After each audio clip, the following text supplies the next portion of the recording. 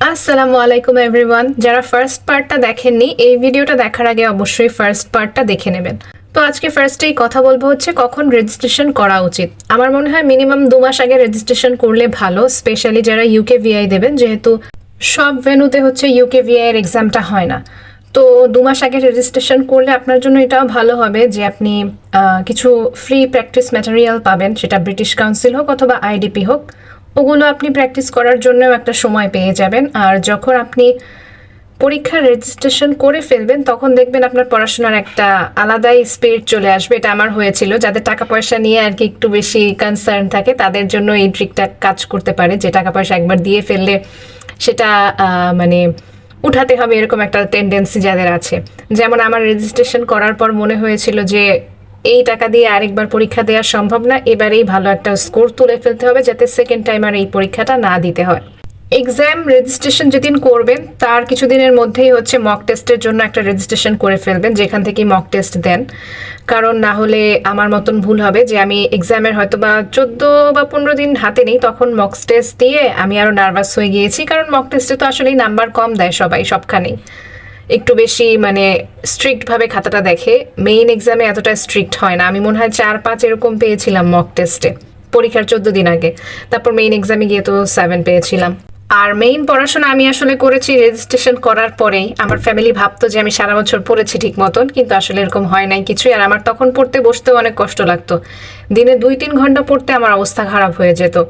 ওই আইএলটিএস পরীক্ষার সময় থেকেই আসলে একটু একটু পড়তে বসার অভ্যেসটা করেছি, এখন যেটা অনেক বেড়েছে। যেহেতু ইউকে ভিআইতে মনে হয় এখন 24,850 আর নর্মালটাই হচ্ছে 22,000 সামথিং। আমি যখন পরীক্ষা দিয়েছিলাম ইউকে ভিআইতে তখন 22,000 সামথিং ছিল। আর আইএলসে জেনারেল না সরি, মানে একাডেমিকের জেনারেল যেটা, ওটাতে তখন 20,000 সামথিং ছিল। তো যেহেতু ফি খালি বাড়ছে, আপনারা এইটা দেখবেন যে যেসব সেন্টারে পরীক্ষা হয় ওখানে প্রায় বিভিন্ন রকমের ডিসকাউন্ট দেয়, যে সাথে মক টেস্ট ফ্রি। তারপরে ওখান থেকে ওই সেন্টার থেকেই রেজিস্ট্রেশন করলে আর মক টেস্ট একসাথে দিলে টাকাটা কম রাখে মেইন এক্সামের থেকেও। তো তখন আমি এটা জানতাম না। আপনারা ফেসবুক পেজগুলোতে একটু খোঁজ নেবেন, আগে দেখে নেবেন ওয়েবসাইটে গিয়ে যে আপনার বাসার কাছে সব থেকে কাছে কোন সেন্টারটা আছে। তারপর ওদের ফেসবুক পেজে খুঁজবেন যে কোনো অফার টফার আছে কিনা, কোন মাসে অফার দেয় বেশি। যেমন আমি যেহেতু ফিউচার এডে দিয়েছিলাম, তো ফিউচার এডে আমি এরকম পরে দেখেছি যে ওরা ফ্রি মক টেস্টও দেয় ওদের ওখান থেকে রেজিস্ট্রেশন করলে। আমি তো বাসা থেকে রেজিস্ট্রেশন করেছি, যার কারণে আমি যখন আবার মক টেস্ট দিয়েছি ওটার জন্য আমাকে আলাদা আবার 1500 টাকা দিতে হয়েছে। আমি একটাই মক টেস্ট দিয়েছিলাম। আই থিঙ্ক সব যে ভেন্যুগুলো আছে সবারই এরকম পেজ আছে, তো আপনারা চেক করে দেখবেন যে কোথায় কখন কি অফার দিচ্ছে। বাংলা আইএলটিএস এর যে আমি ইউটিউব চ্যানেলটা দেখিয়েছিলাম ওদের আবার ফেসবুক গ্রুপও আছে, ফেসবুক পেজও আছে। ওগুলো অবশ্যই চেক করবেন, কারণ এই গ্রুপে আপনারা প্রচুর মেম্বার পাবেন যারা আগে এক্সাম দিয়েছে, পরে এক্সাম দিয়েছে। এখানে হয়তো অনেকেই অ্যাড আছেন, আমার যেহেতু এখন আইডিটা অফ তাই এখন আমি পেজ থেকে দেখাচ্ছি। আবার এটাও ঠিক যে এই গ্রুপের মেসেজ দেখেই আমি পরীক্ষার আগে নার্ভাস হয়ে গিয়েছিলাম, যে অনেকেই এক্সামের কিছুদিন আগে বলছিল যে রিডিংয়ের কোয়েশ্চেন প্যাটার্ন একটু চেঞ্জ হয়েছে এইসব। তো এক্সামের আগে আমার মনে হয় ফেসবুক না দেখাটা বেটার, কারণ এক্সাম আসলে ওরকম হার্ড হয়নি, বাট এইসব জিনিস মাথায় ঢুকতে ঢুকতে ওই ইজি কোয়েশ্চেনও তখন মনে হয়েছিল যে হয়তো বা আজকে কোয়েশ্চেনটা হার্ড হয়েছে। আইএলটিএস এর মোটামুটি সব বই যেগুলো পড়া দরকার সবকিছুই আপনারা হচ্ছে গুগলে পেয়ে যাবেন, কিন্তু অনেকেই সার্চ করতে পারেন না। তাদের জন্য বাংলায় আইএলটিএস এর এই টেলিগ্রাম গ্রুপটা দেখালাম। ওদের ফাইল সেকশনে গেলে আপনি মোটামুটি সবকিছুরই পিডিএফ পেয়ে যাবেন, ইজিলি ডাউনলোড করতে পারবেন। আমার এই স্পিকিং পরীক্ষার দিন একটা মজার ঘটনা হয়েছিল। আমাকে যে কিউ কার্ডটা দিয়েছিল, দেখা গেল কি ওটার মধ্যে লেখা হচ্ছে একটা মুভির কথা বলতে বলা হলো, যে মুভিটা হচ্ছে আমাকে ডিসঅ্যাপয়েন্ট করেছে। তো নর্মালি কিউ কার্ডগুলো এরকম হয় যে মনে করেন একটা ফেভারিট মুভি বা এরকম কিছু, ফেভারিট বুক। ওটা দেখে খুবই কনফিউজড হয়ে গিয়েছি যে এখন কি করব, কারণ ডিসঅ্যাপয়েন্ট করেছে এরকম মুভির সংখ্যা তো হাজার হাজার আছে। আর ইনস্ট্যান্ট ওই মুহূর্তে মানে 1 মিনিটের মধ্যে সবকিছু করে বলাটা, তো আমি কি করবো, আমি তখন ইনস্ট্যান্ট মুভির নাম নিজে একটা বানালাম। মুভির নাম বানানোর পরে কাহিনীটাও বানালাম, কেন ডিসঅ্যাপয়েন্ট করেছে ওগুলো আমি বানালাম, বানিয়ে বানিয়ে সবকিছু আমি বললাম। তারপরে ডিসকাশনের যে পার্টটা থাকে ওটাতেও দেখা গেল যে মানে এই মুভির বাকি অংশ নিয়ে আমাকে জিজ্ঞেস করেছে, এক্সট্রা অন্য আর কিছু জিজ্ঞেস করেনি। কিন্তু একটা একটা ওয়ার্ড মানে যে প্রডিউসার, এই কথাটা আমি বলতে গিয়ে আমি কেন জানি মানে প্রডিউসার ওয়ার্ডটা আমি কোনোভাবে আমার মাথায় আনতে পারিনি।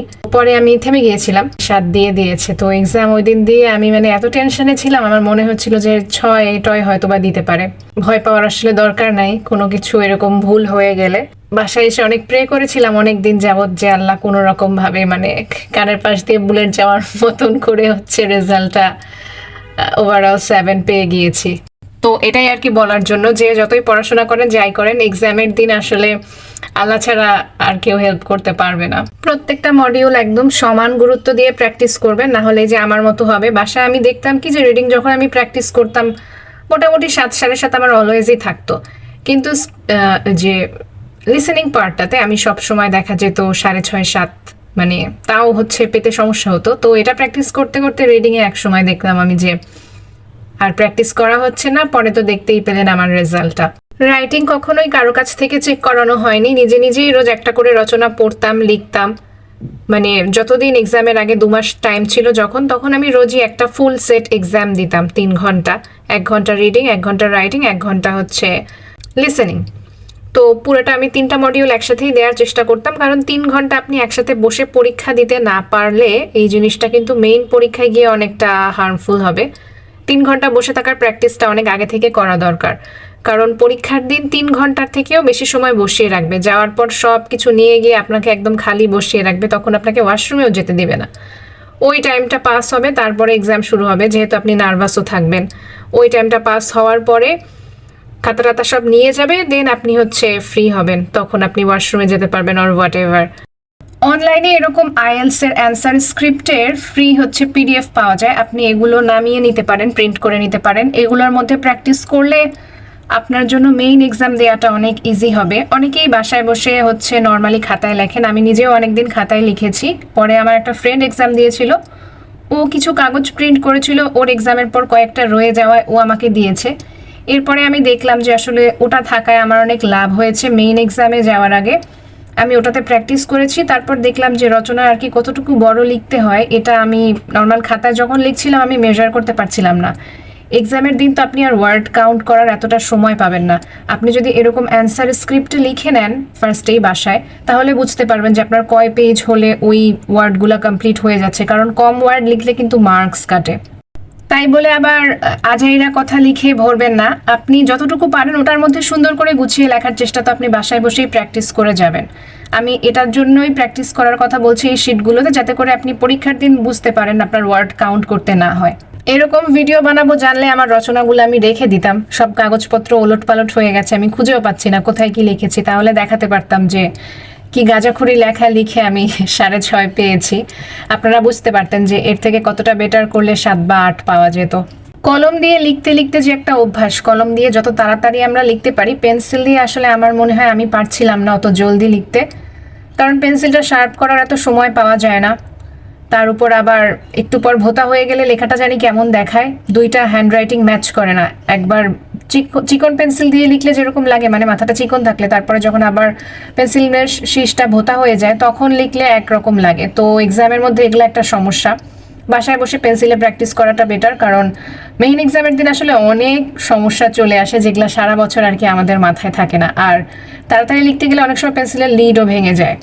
এই কথাটা হয়তো ফার্স্ট ভিডিওতে বলা উচিত ছিল, বাট আমি ভুলে গিয়েছিলাম যে এক্সামে বসার আগে আপনি যেই সাবজেক্টে পড়েন বা আপনি যেসব জায়গায় অ্যাপ্লাই করবেন, আপনার মাথায় এটার তো একটা ধারণা থাকেই। তো আপনি ইউনিভার্সিটির ওয়েবসাইটে সাবজেক্টগুলো ভালো করে খুঁজে দেখবেন যে এন্ট্রি রিকোয়ারমেন্টে মানে কোন সাবজেক্টে কত মার্কস লাগে আইএলসে, বা জিআরই আদৌ দেয়া লাগে কিনা বা লাগে না, বা ওরা আইএলসের কোনটা অ্যাকসেপ্ট করে। যদি ইউকেতে যান তাহলে কোনো কোনো ইউনিভার্সিটি ইউকে ভিআই ছাড়া অ্যাকসেপ্ট করে না, কোনো কোনো ইউনিভার্সিটি আবার করে। তো ইউনিভার্সিটির ওয়েবসাইট চেক না করে এক্সামে বসাটা বোকামি। আমি যেখানে বসেছিলাম আমি সব কিছু আগে চেক টেক করে নিয়েছিলাম। এখানে আমি জাস্ট একটা নর্মাল ধারণা দেওয়ার জন্য আমি একটা সাবজেক্টের ভিডিও দেখাচ্ছি আপনাদেরকে, কারণ এখন কোন সাবজেক্ট দেখাবো আমার মাথায় আসছিল না। তো আমি অক্সফোর্ড ইউনিভার্সিটির ইন্টারন্যাশনাল রিলেশনস এই সাবজেক্টটার হচ্ছে স্ক্রিনশট নিয়েছি। ইউনিভার্সিটিগুলোতে আবার এরকমও থাকে যে কোন মডিউলে কত পেতে হবে, যেমন এখানে দেখেন যে কোনো কম্পোনেন্টে হচ্ছে 7-এর নিচে পাওয়া যাবে না, আমার কিন্তু একটা 6 আছে। তো আমি যদি এই সাবজেক্টে পড়তাম বা এই ইউনিভার্সিটিতে অ্যাপ্লাই করতাম, আমি কিন্তু এখানে অ্যাপ্লাই করতে পারতাম না অলরেডি। তো আমার আগে জেনে নিতে হবে যে আমার আইএলসে কত মার্ক দরকার, কোন ইয়াতে আমার আর কি কোন সেকশনে কত কত মার্ক দরকার। অনেক ইউনিভার্সিটি 6.5-এর নিচে নিলে অ্যাকসেপ্ট করে না, আবার অনেক জায়গায় জাস্ট একটা মার্ক, মনে করেন শুধু 6.5 পেয়েছেন আপনি, সব মিলিয়ে তাতেও হবে, সবগুলাই 6-6-6 এরকম করলেও অনেক জায়গায় অ্যাকসেপ্ট করে। এটা ইউনিভার্সিটি আসলে ভ্যারি করে। তো আপনি সব কিছু চেক না করে এক্সাম দিতে বসবেন না, কারণ পরে স্কোর পাওয়ার পর ঝামেলায় পড়ে যাবেন। আবার আমি একটা কথা বলেছিলাম যে এখন রিটেক নেওয়া যায় এক্সাম, তো রিটেক নিলে হচ্ছে আপনার স্কোরটা যে বাড়ে, একটু কম থাকলে আপনি মনে করেন আরেকবার এক্সাম দিলেন, ওই জিনিসটা আবার অনেক ইউনিভার্সিটি একসেপ্ট করে না। যেমন দেখেন এখানে লেখা আছে যে ওরা শুধু ওই স্টুডেন্টদেরকে একসেপ্ট করবে যারা 1 টেকে পুরো এক্সামটা দিবে, এবং ওই যেই স্কোরটা দরকার সেটা 1 টেকেই হচ্ছে ওরা অ্যাচিভ করবে। আমরা বাঙালিরা যারা বেশিরভাগই বাংলা মিডিয়াম স্কুলে পড়েছি, তারা ছোটবেলা থেকে আসলে জানিও না যে আমরা কোনো স্পেলিং বা কোনো কিছু আমরা আমেরিকান ভার্সনটা জানি নাকি ব্রিটিশ ভার্সনটা জানি। দেখা যায় যখন বড় হয়ে ইউনিভার্সিটিতে যাই বা আইএলস পরীক্ষা দিতে বসি, তখন কনফিউজড হয়ে যায় যে এখন কি করব, কারণ ব্রিটিশ আমেরিকান দুইটার মিক্সচারই আমরা শিখে আসি। যেমন বাংলা পরীক্ষায় সাধু আর চলিত মিলিয়ে লেখা যাবে না, এটা কিন্তু আমরা জানি এবং পারি, বুঝতেও পারি কোনটা সাধু কোনটা চলিত। বাট যখন আমরা আইএলস পরীক্ষা দিতে যাই, যারা বাংলা মিডিয়ামের স্পেশালি, তারা অনেকেই জানি না, আবার অনেকে জানে যাদের ইংলিশ ভালো থাকে আগে থেকে, কিন্তু বেশিরভাগই এই সমস্যাটা ফেস করে যে দেখা যায় ব্রিটিশ জিনিসপত্রই ছোটবেলা থেকে শিখে এসেছে, এখন বড় হয়ে অনেক কিছু আবার আমেরিকান শিখেছে, তারপরে দুইটার মিক্সচার চলতেই থাকে। তো এই দুইটা করলে কিন্তু পরীক্ষায় মার্কস কাটা যায়। এই জিনিসটার জন্য আমাদের আগে থেকেই হচ্ছে এখন কেয়ারফুল থাকতে হবে, আর আগে থেকেই বুঝে নিতে হবে যে কি কি করলে হচ্ছে এক্সামে ঠিকঠাক মতো বানানগুলো লিখতে পারবো। কিছু ওয়ার্ড থাকে যে যখন আপনি লিসেনিং শুনবেন মনে হবে একটা, কিন্তু আসলে হলো আরেকটা। হয়তো বা স্পেলিং সেম কিন্তু কনটেক্সট অনুযায়ী আলাদা হয়, বা অনেক সময় উচ্চারণ দেখা যায় সেম থাকে কিন্তু ওয়ার্ডের স্পেলিংটা আলাদা হয়। তো এইসব হোমোফোন অথবা হোমোনিম টাইপের যেসব ওয়ার্ড আছে, এগুলো আপনার কনফিউশন দূর করে ফেলতে হবে এক্সামের আগেই, না হলে আপনি মেইন এক্সামে গিয়ে তো ঝামেলায় পড়বেন স্বাভাবিকভাবে। যেমন দেখুন এখানে সি আর সি দুইটারই তো সেম উচ্চারণ। আপনি যখন লিসেনিংয়ে শুনবেন আপনি ঠাস করে অ্যান্সারটা বসিয়ে দেবেন হয়তো স্ক্রিপ্টে, কিন্তু আপনাকে কোয়েশ্চেনটা দেখতে হবে যে এখানে কনটেক্সট অনুযায়ী সমুদ্র হবে নাকি দেখার কথা বলা হয়েছে। তো আপনাকে ইংরেজিও ভালো করে একটু পড়তে শুনতে জানতে হবে। কিউ কার্ড যেটা হচ্ছে আইএলস এর স্পিকিং এর সেকেন্ড পার্টে থাকে, ওখানে যেই মডিউলগুলো দেয়, মানে মনে করেন যে কোয়েশ্চেনগুলো দেয়, সরি মডিউল হবে না কোয়েশ্চেন হবে, তো ওগুলো কিন্তু অনেকের কমন পড়ে যায় আবার অনেকের পড়ে না। বাট আমার সাজেশন হচ্ছে এগুলো মুখস্থ না করাটা বেটার, কারণ এগুলো অনেক সুন্দর অ্যান্সার দেখা যায় বইতে থাকে, সবাই ওখান থেকে মুখস্থ করে ফেলে। তারপর হয় কি যে পরীক্ষার দিন হঠাৎ করে নার্ভাস হয়ে ভুলে গেছেন অ্যান্সারটা, তখন কি করবেন? তো যে কোনো কিছুই আসলে মেমোরাইজ না করে আমার মনে হয় ওখানে নিজেই আপনি ওই সময়টা কি করতেন ওইটা ভাবেন। মনে করেন আপনাকে জিজ্ঞেস করেছে আপনার ফেভারিট মুভি, বইতে হয়তো একটা দেয়া ছিল অনেক সুন্দর করে, সুন্দর সুন্দর ওয়ার্ডও দেয়া ছিল, ওটা না দেখে আপনি আপনার ফেভারিট মুভি কোনটা ওটাই আপনি ইংলিশে ট্রান্সলেট করার চেষ্টা করেন। কারণ কি, না হলে আপনি মেইন এক্সামের দিন দেখা যাবে ওই মুভিটার নাম হঠাৎ করে ভুলে গেছেন বা একটা ক্যারেক্টারের নাম ভুলে গেছেন এবং হঠাৎ করে আপনি আমতা আমতা করা শুরু করলেন। সো বেটার নিজে আপনি যা করেন সব কিছু অ্যান্সার ওই অনুযায়ী সেট করার, তাহলে হচ্ছে আপনাকে মুখস্থও করতে হবে না এবং আপনার মনে আসবে। হয়তো বা আপনি ভালো কোনো ওয়ার্ড ইউজ করতে পারবেন না, বাট জেনারেলি একজনের সাথে কমিউনিকেশন করার সময় হয়তো বা ইজি ওয়ার্ড দিয়ে আপনি সুন্দর মতন কমিউনিকেশন করে চলে আসতে পারবেন। আর মনে করেন আপনি যদি কিউ কার্ড আবার অনেক ভালো পারেন, তাহলে কিন্তু এক্সামিনার ভাববে যে আপনি তার পরের পার্টেও ভালো করতে পারেন। এখন সে এটা চেক করার জন্য কিন্তু দেখবে যে আপনি মেমোরাইজ করে এসেছেন নাকি আসলেই আপনি নিজে থেকে অ্যান্সারটা দিয়েছেন। এটা কিন্তু সে পার্ট 3-তে গেলেই বুঝে যাবে যখন সে আপনার সাথে ডিসকাশন করবে। আর ওই ডিসকাশনের কোয়েশ্চেনগুলা বেশিরভাগ সময় আননোন হয়, ওগুলো অতটা কমন পড়ে না কারোই। সব শেষে একটা কথাই বলবো, আপনি প্রিপারেশন 2 মাসে নেন, 3 মাসে নেন, আপনি আপনার যতটুকু সময় লাগে ওই অনুযায়ী প্রিপারেশন নেন। অনেকেই এসে বলবে যে 20 দিনে প্রিপারেশন নেওয়া যায়, বা আমি তো 10 দিন পরে এক্সাম দিয়ে দিয়েছি। ওদের কথা শুনবেন না, কারণ হয়তোবা সে পেরেছে আপনিও পারবেন এরকম তো কথা নাই। হয়তোবা আপনি এক্সামে গেলে নার্ভাস হয়ে যান, আপনি আপনার যতটুকু সময় লাগে ওই অনুযায়ী টাইম নিয়ে আপনি এক্সাম দিন। কারো কথা ইনফ্লুয়েন্স হয়ে আপনার তাড়াতাড়ি এক্সাম দিতে হবে বা তাড়াতাড়ি এক্সাম না দিলে আমার ইংরেজি খারাপ, আমি উইক, এইসব ভাবার দরকার নেই। কারণ যখন আপনার রেজাল্ট শিট আসবে ওখানে কিন্তু লেখা থাকবেন আপনি কতদিনে এক্সামটা করেছেন। সো অনেকে আছে যে 6 পেয়ে 2-3 বার এক্সাম দেয়, বারবার 6ই পাচ্ছে, তো তারা দেখা যায় প্রিপারেশন ঠিকমতো না নিয়ে বা আগের ওই স্ট্র্যাটেজি ফলো করেই আবার এক্সাম দিচ্ছে, তো মার্ক তো সেমই থাকবে। এটার জন্যই কারো কথায় কোনো কিছু মাথায় না নিয়ে আপনি আপনার সময় মতন আপনার পড়াশোনা ওইভাবে করে আপনি পরীক্ষাটা দিয়ে দিবেন, ইনশাল্লাহ ভালো হবে। আল্লাহ হাফেজ।